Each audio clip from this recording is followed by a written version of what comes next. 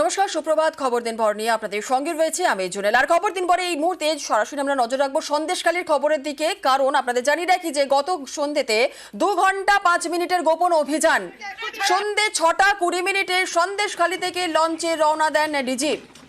যে ছবি আপনাদের দেখাচ্ছি, গতকাল সন্ধ্যে 6টা 20 মিনিট নাগাদ সন্দেশখালীতে লঞ্চে করে রওনা দেন ডিজি রাজীব কুমার।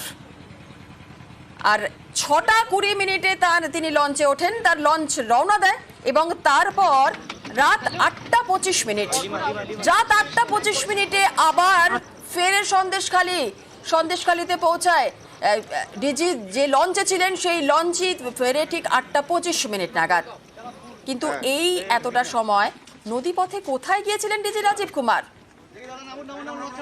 একই সঙ্গে দুই সময়ের ছবি আপনারা দেখছেন। সন্ধ্যে 6টা 20 মিনিটে সন্দেশখালী থেকে রওনা দেন ডিজি রাজীব কুমার, আর তারপর ঠিক 8টা 25 মিনিট নাগাদ সেই লঞ্চই ফিরে আসে সরাসরি সন্দেশখালীতে। 8টা 25 মিনিটে সন্দেশখালীর ঘাটে ডিজির লঞ্চ এসে পৌঁছায়। 6টা 20 থেকে 8টা 25 মিনিট, এই এতটা সময় কোথায় ছিলেন ডিজি রাজীব কুমার? এই প্রশ্ন সকলের কাছে। আমরা একটু জেনে নিই। আমাদের সঙ্গে রয়েছেন আমাদের প্রতিনিধি অমিত। সরাসরি চলে যাব অমিতের কাছে। অমিত রয়েছে সন্দেশখালীতে। অমিত, যে ছবি আমরা দেখলাম 6টা 20 থেকে 8টা 25 মিনিট, এই সময়টা ডিজি রাজীব কুমার ঠিক কোথায় গিয়েছিলেন কিছু জানা যাচ্ছে?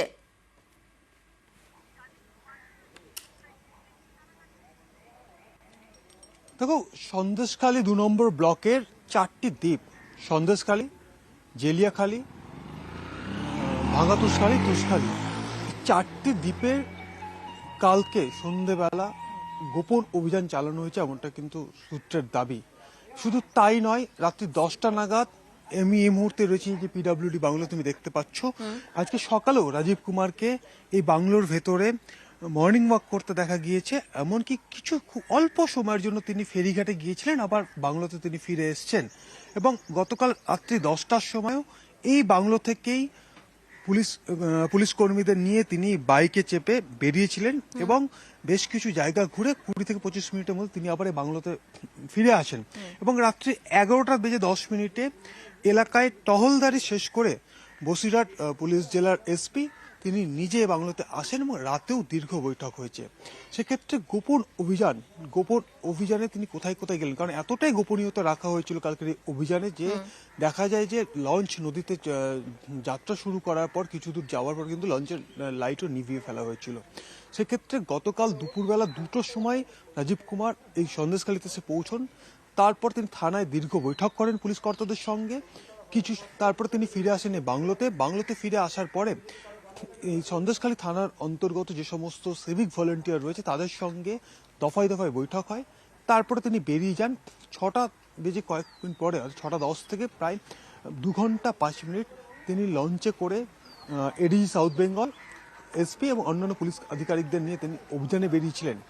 সেক্ষেত্রে ইতিমধ্যে এই সন্দেশখালীর ঘটনা, সন্দেশখালীর গ্রামবাসীদের অভিযোগ, এই সমস্ত কিছুর ভিত্তিতে ইতিমধ্যে গ্রেপ্তার করা হয়েছে শিবপ্রসাদ হাজরা, উত্তম সর্দার, এমনকি গ্রেপ্তার হয়েছেন সন্দেশখালীর অশান্ত হওয়ার ঘটনায় গ্রেপ্তার হয়েছেন বিরোধী দলের বেশ কয়েকজন। কিন্তু গ্রামবাসীদের এখনো পর্যন্ত যে দাবিতে তারা এখনো পর্যন্ত অনড় রয়েছে শেখ শাহজাহানের গ্রেপ্তারি। শেখ শাহজাহান এখনো কিন্তু অধরা। সেক্ষেত্রে কোথাও গিয়ে কি তাকে ধরতে এই তৎপরতা পুলিশ প্রশাসনের মধ্যে, তাকে ধরতে কি অভিযান, এই প্রশ্নই কিন্তু থাকছে।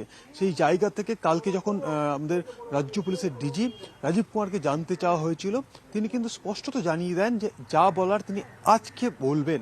সেক্ষেত্রে এখন অপেক্ষা যে কালকের এই অভিযান, কাল থেকে ঠিক এই পিডব্লিউডি বাংলোতে তিনি বলা যেতে পারে ক্যাম্প করে পড়ে থাকা কিছু একটা বিষয়, যে বিষয়টা কিন্তু তিনি যখন প্রেস কনফারেন্স করতে পারেন বা মিডিয়া ব্রিফিং করতে পারেন সেই সময় স্পষ্ট হবে প্রত্যেকের কাছে। কিন্তু কাল থেকেই ডিজিপির সন্দেশখালীতে আসা, পুলিশ কর্তাদের সঙ্গে বৈঠক করা, সিভিক ভলেন্টিয়ারদের সঙ্গে কথা বলা, লঞ্চে করে বেরিয়ে যাওয়া।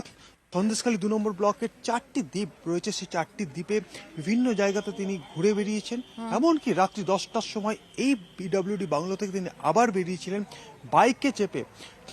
তিনি এলাকার বিভিন্ন জায়গা তিনি ঘুরেছেন 20 থেকে 25 মিনিট রাতে, রাত্রি 10টা থেকে 10টা 25 থেকে 30 মিনিট পর্যন্ত তিনি বাইকে করে বিভিন্ন জায়গা ঘুরে আবারও বাংলায় ফিরে আসা এবং রাতে এসপির সঙ্গে বৈঠক করা যথেষ্ট তাৎপর্যপূর্ণ, কারণ এখনো পর্যন্ত শাহজাহান ঠিক। অধরাই রয়েছে এবং শাহজাহানের গ্রেপ্তারের দাবিতে কিন্তু এখনো পর্যন্ত গ্রামবাসীর অনড় রয়েছে। একেবারে সেই জায়গা অনেক থেকে ধন্যবাদ রাজীব অমিত। কুমারের